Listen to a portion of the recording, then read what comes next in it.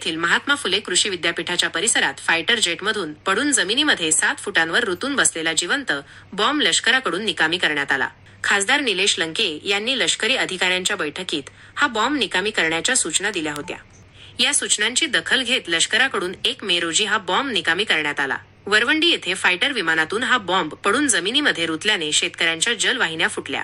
त्यामुळे शेतांमधील पिके जळण्याची वेळ आली होती. 7 दिवस उलटूनही बॉम्ब हटविण्यासंदर्भात काहीही कार्यवाही झाली नव्हती. खासदार निलेश लंके यांच्या ही बाब लक्षात आणून दिल्यानंतर त्यांनी स्टेशन कमांडर आणि लष्करी अधिकाऱ्यांसमवेत पार पडलेल्या बैठकीत हा बॉम्ब निकामी करण्याचे स्पष्ट निर्देश दिले होते. या बैठकीत नागरिकांनाही सहभागी करून घेण्यात आले होते. सुरक्षिततेच्या दृष्टीने आवश्यक त्या उपाययोजना करण्याचे यावेळी मान्य करण्यात आले होते. 1 मे रोजी लष्करी तज्ज्ञांच्या पथकाने हा जिवंत बॉम्ब सुरक्षितपणे काढून तो आपल्या ताब्यात घेतला. हा बॉम्ब निकामी असल्याची माहिती स्टेशन कमांडर यांनी खासदार लंके यांना दिली. हा बॉम्ब निकामी करण्यात आल्याने परिसरातील शेतकऱ्यांना तसेच नागरिकांना मोठा दिलासा मिळाला असून एक संभाव्य आपत्ती टळली आहे. या घटनेनंतर लष्करी हद्दीतील समस्या, शैक्षणिक गरजा आणि मंदिर विकास आदी प्रश्नांवरही लवकरच तोडगा निघेल अशी अपेक्षा आहे.